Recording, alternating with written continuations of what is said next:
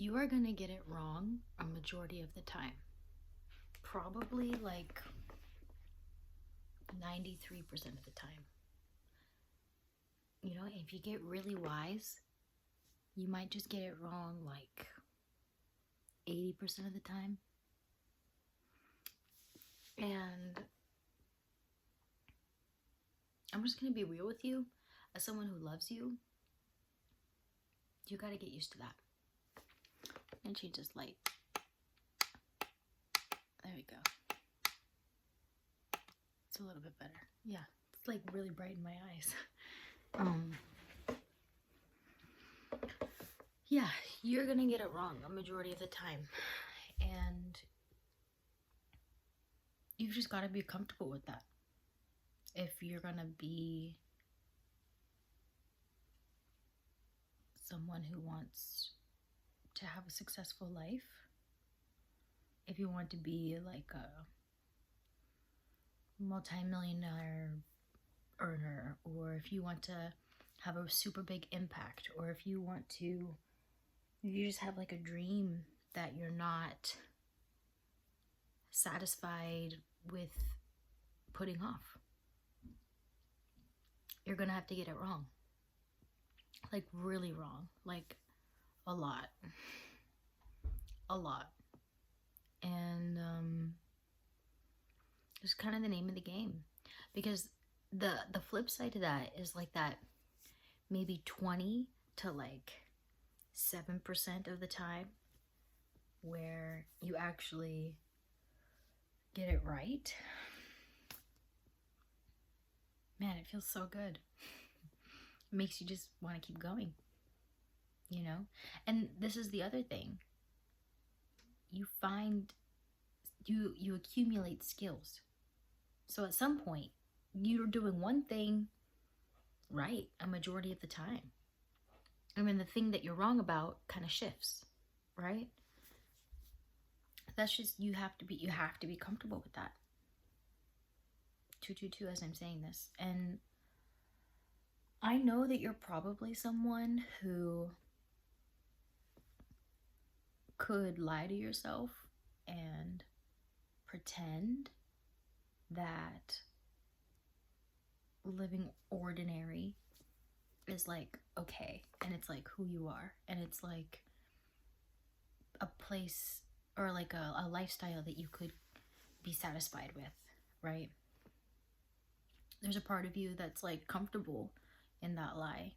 There's a part of you that's like actually really used to it, and probably you don't even like notice it as a lie anymore.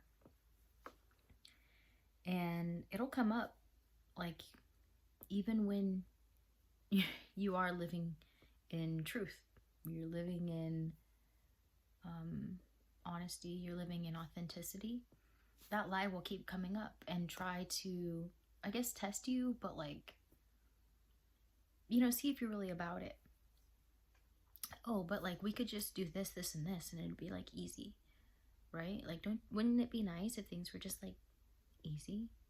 Wouldn't it be nice if you could just like turn your brain off and make money like everybody else, or turn your creativity off and do what everybody else is doing? Wouldn't it be nice if you could just walk away from that burning desire that you have in your mind, in your heart? Wouldn't it be cool just to like pretend? You're used to it, right? You're used to pretending like the things that you care about don't matter. You're used to pretending like it's okay to put yourself aside. You're used to it. You've taught other people to do it to you because you do it to yourself. And this is where getting it wrong is, you just have to accept the fact that you've already done it. You've already lied to yourself for X amount of time, however old you are, however many times you've attempted to do the thing and then kind of recoiled. You've already done it.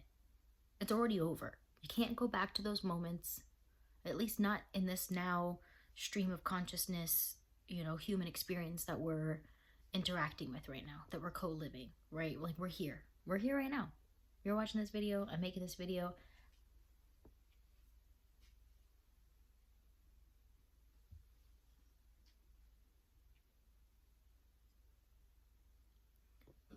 kids are asleep.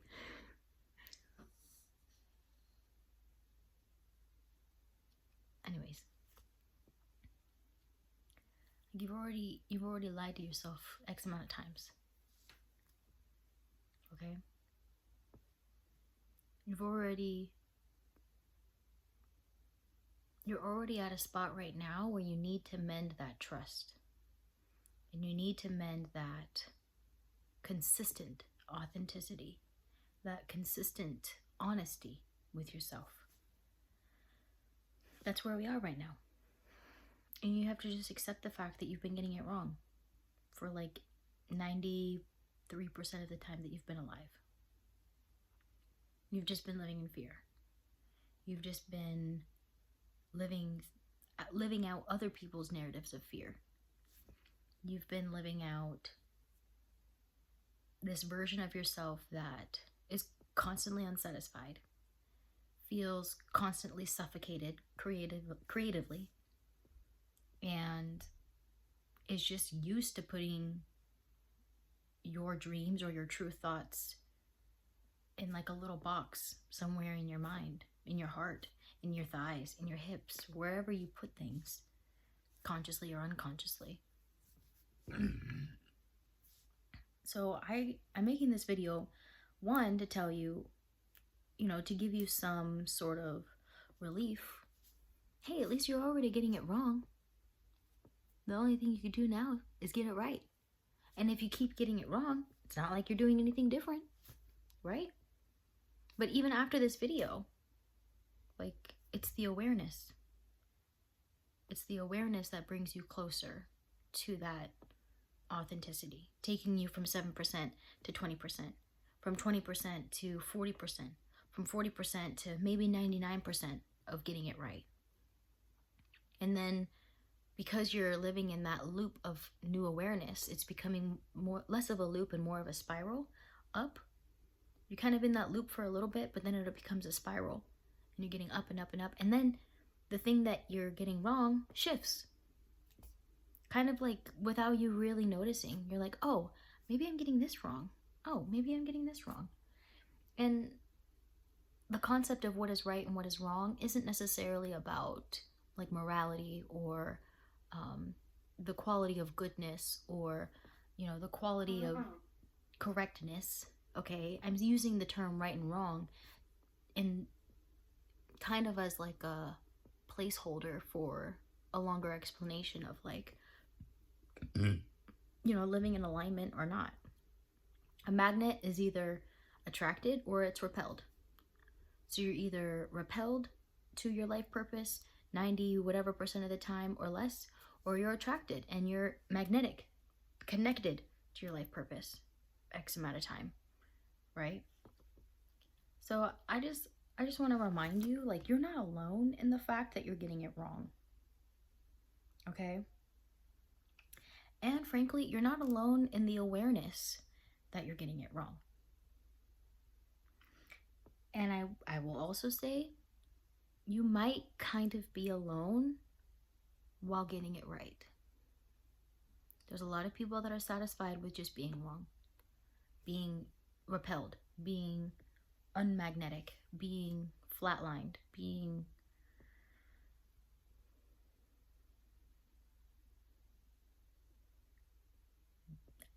dead is the word that's coming to mind, but in terms of like passion, in terms of the fire,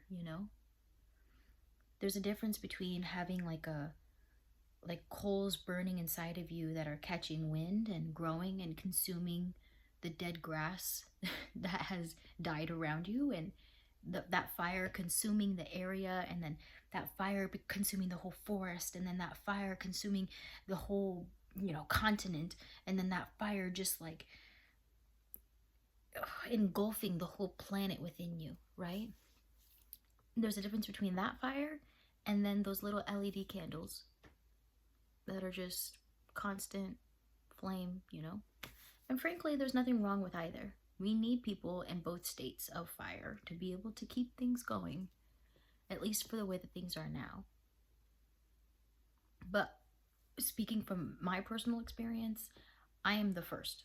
I am a fire that is hungry, and getting it wrong is like something I used to be super critical of myself for. But I'm at this point now where I'm actually like so grateful I get it wrong, because it makes it easier for me to understand and create a path of clarity of what is right. What is magnetic for me? What is alignment for me? What is what feels like momentum? And this concept of getting it right, following that momentum, you know, a lot of people around me are like telling me that that momentum is not realistic, telling me that it's going to take time, and that I have to be patient and strategic, and I have to burn at a LED light for so much at a time, and things don't happen overnight. And I'm just like, but why not? Like, I've seen it happen to other people. Why would it not happen to me? Like, why would it not happen to me? Because I believe that it won't?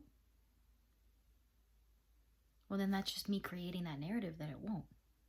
But if I believe that it does, that's just adding to my momentum. It feels better to live in this delusion that the momentum I'm following will go somewhere that I really want to go, rather than putting myself on an LED setting just for the sake of like stability, or the sake of like, it's frankly, it's false security. Getting a paycheck every 2 weeks, that's a false sense of security. Working for somebody else to build their dream, that's a false sense of security. You're replaceable. You're not building anything. That's how I feel about myself. And I'm not saying this as a judgment. I'm saying this maybe as a criticism, but probably more just as like, this feels like the truth. And there's so many entrepreneurs that will tell you, I mean, you even just look at the Rich Dad Poor Dad, Robert Kiyosaki. You know, there's the 4 quadrants. There's the employee, the self-employed, the boss, and the investor. A lot of people are cool being employees, and that's like fine. We need employees. A lot of people are cool being self-employed. Awesome, great. Some people are comfortable being the boss or the manager. Awesome, I love it. But me, I see myself as an investor. I see myself as an imaginative like creator. I see myself as an imaginator. That's what I see. An imaginator. You know? And like, I can't pretend that I'm satisfied just being an employee. Like I said this in my video earlier, like, how dare I look in my son's eyes and tell him I believe in him when I'm not even willing to meet myself with the same gaze, with the same praise? How dare I use my talents to make somebody else rich, to make somebody else's dreams come true, when I know in my heart and in my soul and in my visions and in my dreams and in my intuition and in my inner thoughts that God has something bigger for me? I look at my life, I have not had like a normal life. And I know that everybody has their own trials and tribulations. Really, what is a normal life, right? But when you get down to it, like I'm not regular. Regular things don't bring me joy. The exciting, the nuance, the imaginative, the mysterious, the creative, the gunky, like all of that is me. And I'm okay with that. I love that. I'm fire.